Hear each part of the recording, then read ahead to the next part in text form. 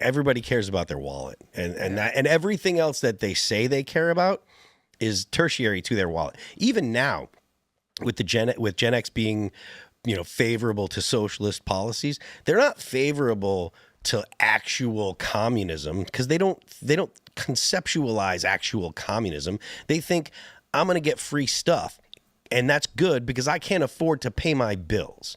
If the average Gen Z person had $100,000 in the bank now, they wouldn't feel that way, right? Like they wouldn't feel like, oh, I'm favorable to, confiscatory tax policy, because they'd be like, that's going to take my stuff. And so the idea that it's somehow baked into young people to actually want a socialist president or socialist policies. No, they want to be able to pay their bills. They want to feel like they can afford to live. They want to be able to pay their rent. And now, because of the past 15 years since the economic crisis, because of the way that the federal government and the Federal Reserve has been handling monetary policy, because of those things, it's coming down on Gen Z. Like they're the ones that are paying for it. And it's something that, again, I'm a reformed libertarian, but like back in the day, I was the guy that was screaming about this is going to come back to bite America in the ass. This is going to be a massive problem. And now it is. Mm-hmm. I think the younger crowd subconsciously embraces capitalism while trying to embrace a false idea of socialism, communism, because they're out there protesting with all their technology that they can afford, and they do the things they think they can do at home, like their poetry books, but they don't understand the end game. No. For socialism, communism, feeding off of them, owning them, turning them into slaves. They see this false idea of a paradise that they've been lied to about. I agree with you, and I think that a lot of it is a lack of understanding and a lack of just intellect about what capitalism, what socialism is, what Marxism is.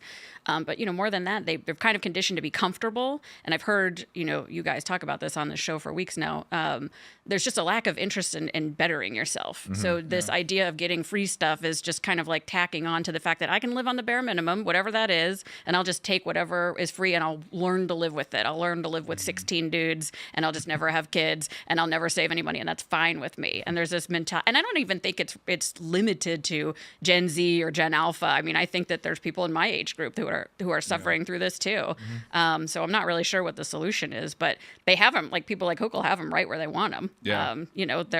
They're ready for the free stuff without actually putting too much thought into what it means. Yeah. I mean, most of the time people don't associate the free stuff with all of the strings that are attached.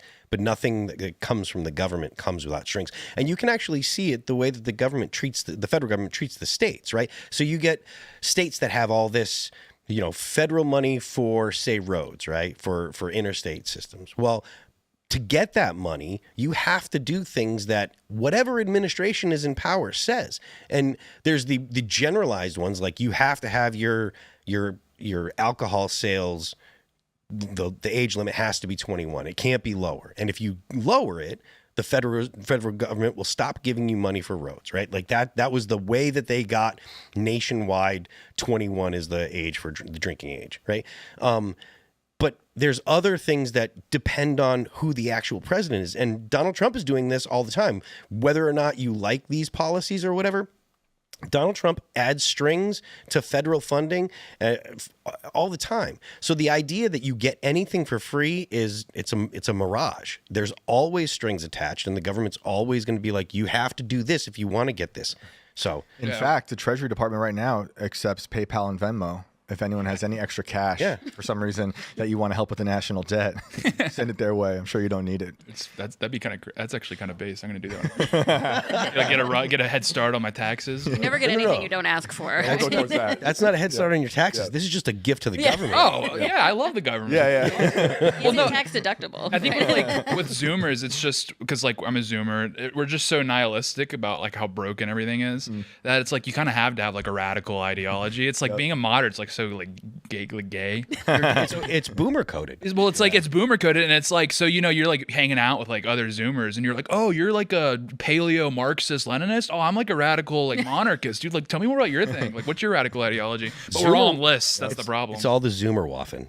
Yeah, that's what it is. So yeah, honestly- we're all on lists now. I think we're all just waiting for like the political flags, right? So like we can like add ourselves to like stripes and letters and symbols. Yeah. Thanks for checking out this clip from Timcast IRL. Make sure to watch the show live Monday through Friday at 8 p.m. Subscribe to this channel, and we will see you all there.